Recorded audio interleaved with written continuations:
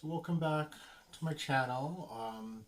Today I'm kind of talking a little bit different from my previous videos about being gay in jail. Just for folks who are new to the channel, I am expected to serve a prison sentence as it related to my case. So me being in jail was more this kind of unexpected thing that was part of bail that I was released shortly after I was put in jail. So it's been a couple of years since that experience, and now I'm actually, trying to wrap up my legal case and, starting a pretty lengthy federal sentence. And I'm hoping that, part of my videos for this series will really help people who are looking for information about the federal system. I know there isn't a lot out there, even on YouTube. There is one guy who I think is the greatest, and I'm going to put up a card for you, but also some links at the end. He does Federal Prison Insider. It's a great guy, Brandon. Love his channel. He has helped me immensely with my process through the federal system. So definitely encourage you to try some of his videos, which are excellent. If you're wondering what your first couple of days or your first month in federal prison is going to be like, I feel very prepared because of watching his videos. So that's kind of where my series was. The part to pick up is I'm going to walk you through the entire federal process. So if you're a person who has been indicted by a grand jury and it may be coming, you're probably very scared and you're wondering what's going to happen. So I'm going to kind of informally chat to you. I'm not a lawyer.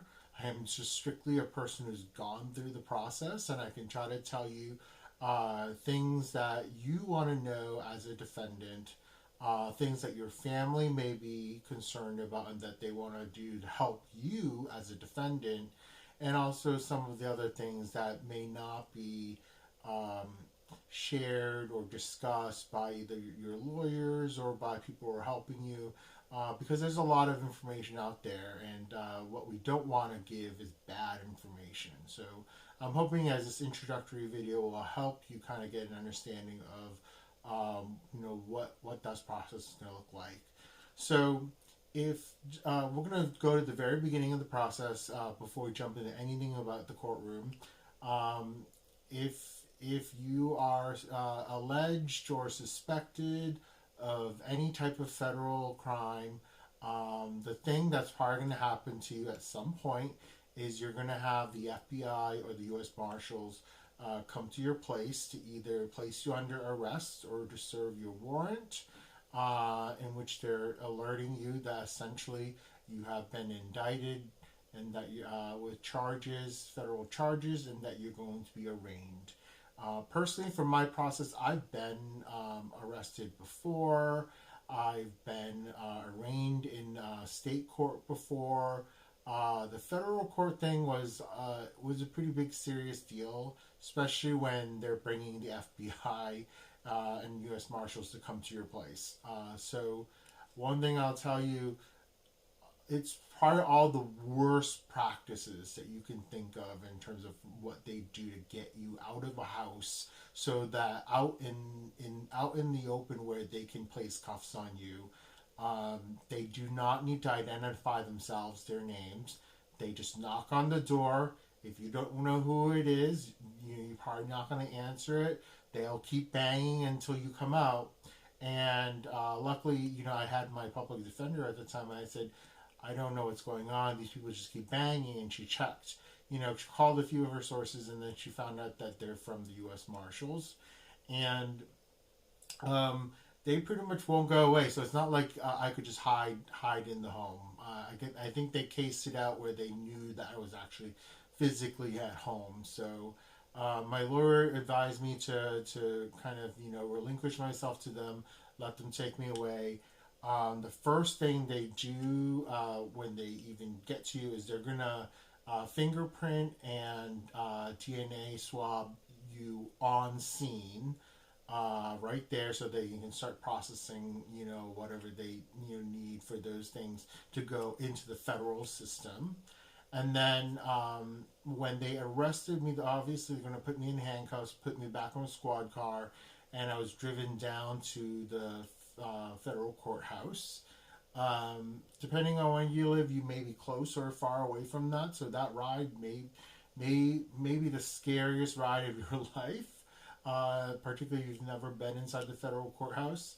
And once you're in there, you're going to be led to a magistrate for a bail hearing. In most of the federal courthouses, because they are bigger buildings, they are much more well equipped. You're going to be spending a lot of your time in holding cells, and the holding cells are obviously in a very safe place within the building.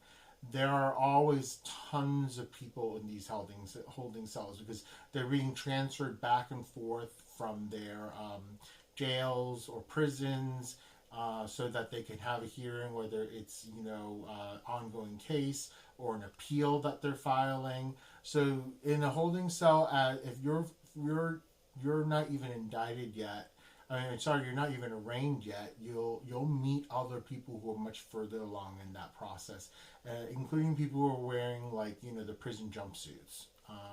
So if you're new to this experience, I can definitely understand how nerve-wracking that could be. And then when they take you out of holding, they're going to bring you up to a magistrate, which is not the same thing as a trial judge, okay? A magistrate is slightly lower. They may take care of some legal stuff, but it's mainly for the kind of more administrative tasks for the courthouse. So the magistrate is going to be the one to decide based on what they know about your case, information from the grand jury, information that the prosecutor has brought along. They're gonna look at you and say, should we put you in detention? That means sending you off to jail until your trial, or will we let you be on your own recognizance with some type of bail or bond, right? In most cases, folks will get that bail or bond if they can put up the money. In general, and particularly in the last year of COVID, they don't really want to exacerbate the already crowded jail system. So they are willing to let folks go if they can either put up some type of collateral or have some assurances. If it's your first offense, they will let you go home. But in most statutes and for most offenses, you're going to end up getting GPS monitoring or RF monitoring, an ankle bracelet essentially, and I'll show you mine. I've been proudly wearing mine for most of my case. So if you're charged and you're let go, that's going to be the trade-off. Is you're going to have to wear that. They know where you are. They're probably going to ask for you to submit a schedule of your daily activities to be approved by probation before you can do it. And then that helps you avoid jail time. So being sent to jail, you just wait until your trial starts. So remember that when you have the magistrate, it's not your actual trial judge. Once you're further along the process, you may be assigned a trial judge who will actually be in charge of doing things like setting the actual trial date, looking at evidentiary hearings, listening, reviewing motions on whether or not to approve them or not. This is a very early stage in the process where we're not going to talk about deals with prosecutors at this stage. Typically, it doesn't happen.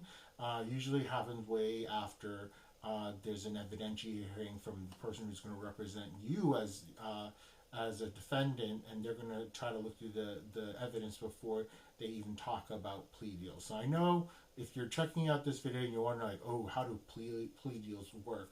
I'll talk about them probably in about 3 more videos before I get to that, because I kind of want to go in order of kind of how the process works. So we've gone through the process of what happens when you get brought in.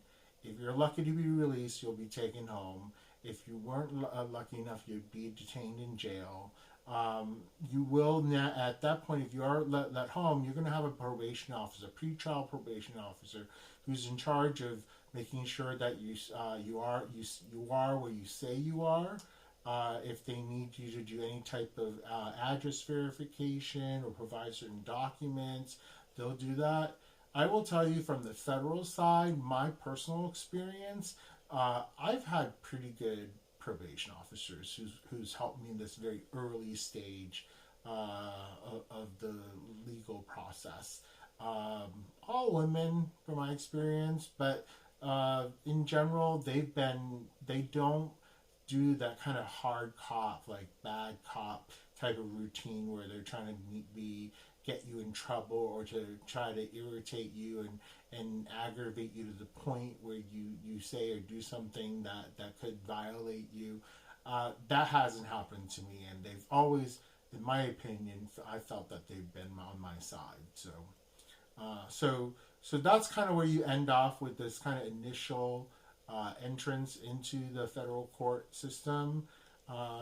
I'm going to talk more in future videos about what things can happen in between that and to trials, and that includes potentially maybe a plea hearing, but not that's usually not that early. So hang in there in terms of this series. Definitely, if you like what you're hearing here, press the like button, leave a comment, tell me what you think. I definitely, like many of the other folks that I like on YouTube who are helping people going through the system, it's all about us kind of creating content that would best prepare you for whatever experience you're going through. So this is just part one, so step one of the process. Subscribe if you haven't subscribed, and you'll get notifications of when I post new videos. Check out my other series if you haven't, including mine on the experience of being gay and in jail. That's what happened, and I'll tell the story of how I got into jail in the next video.